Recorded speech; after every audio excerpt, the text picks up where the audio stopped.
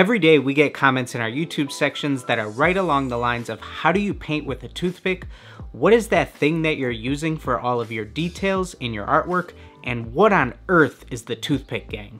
So after all of these requests, we realized it was definitely time to bring you guys a very special 2-Minute Tuesday return. And today we're going to be teaching you guys how to paint with a toothpick properly.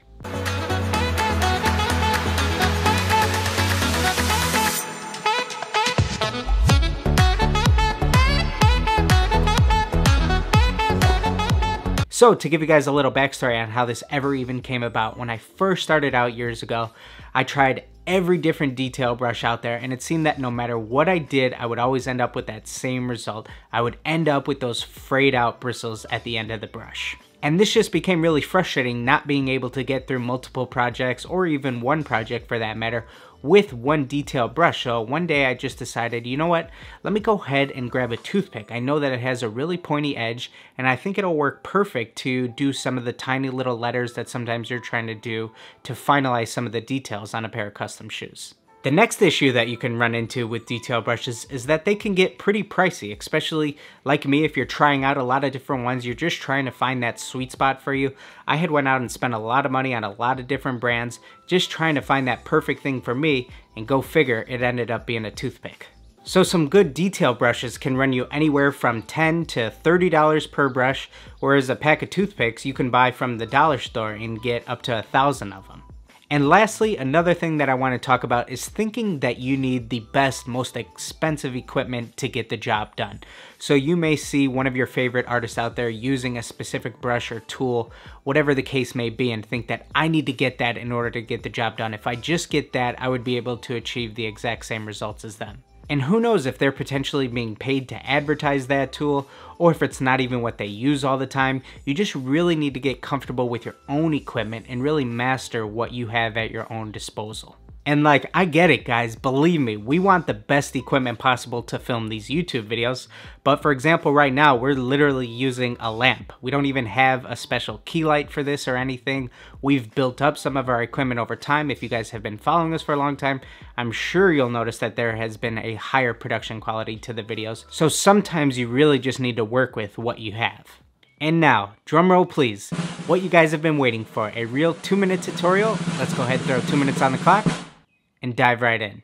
So I think that one of the first spots that anybody can utilize this toothpick technique is when you're doing some of the details that come with the branding of any shoes. So for example, we're going to be working with this Jumpman stitching on the back of this Jordan 1.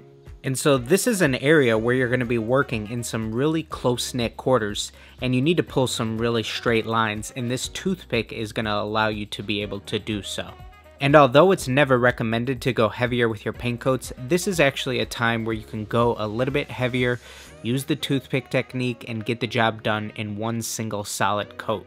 To get some even crisper, sharper, thinner lines, one thing that you can do with your toothpick is just rub it up against some medium grit sandpaper. I'm using a 400 grit here, and we're just trying to sharpen that end of the toothpick to get it even more fine.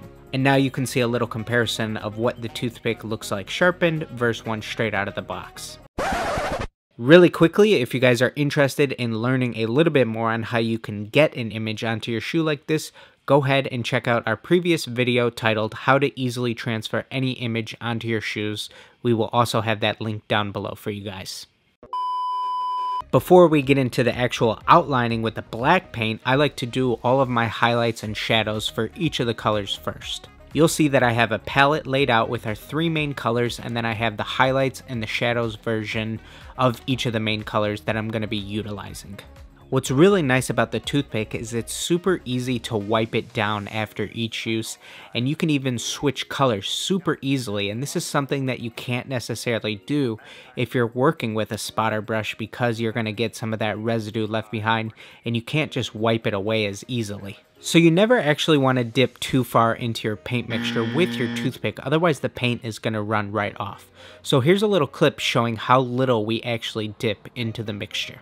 And now we're ready for the fun part that's going to tie this whole character together, where we do our black outline. And this is where you need to be the most precise with your line work.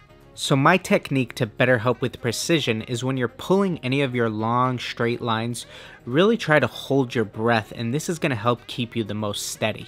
And it's always better to start your lines off as thin as possible, as you could always go back, reshape them just a little bit thicker if you had to, but it's always better to start out as thin as possible. So first and foremost, we hope that you were able to see that you can achieve some really tight, clean line work with this everyday household object. And in the long run, and talking about the grand scheme of things, we think that this is something that can really help save anybody some serious money, since you don't need to be spending all of your money on really good detail brushes. You can definitely just get by with utilizing this toothpick technique. And so going back to the whole mindset thing of needing what other artists have, the biggest, best equipment out there, something that I'm still fascinated with today and always have been is the art of tattooing. And you know, I've always watched these tattoo shows and I've always seen that they're able to achieve this amazing line work by using tattoo needles. And unfortunately, we can't really use a tattoo needle on a shoe, so this is one of the ways that the whole toothpick thing even came about, me thinking, how can I try to most emulate what these guys are doing with this tattoo needle? And I said to myself, let me go ahead and try to do this with a really pointy toothpick. And from time to time, I might even set the toothpick down and grab an old airbrush needle to achieve some really tight line work also. But both of these fall under the same category of solving the major problem that I was always dealing with of the frayed brushes that you get with detail brushes. And so lastly, we want to leave you guys with some closing remarks of, it's not the size of the boat, it's the motion of the ocean. Wait a sec, what the?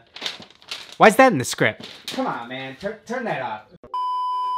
So there you have it, guys. We hope you enjoyed this highly requested 2-Minute Tuesday video on how to properly paint with a toothpick. We definitely hope that you guys enjoyed this one and got a kick out of finally seeing some of the backstory on how this weird technique even came about in the first place. We are sorry that this one took so long to get out. This is one that has been requested for a really long time now. But as always, guys, we would love to hear other suggestions of videos that you guys would like to see from us. But other than that, guys, go ahead, get out there and just create.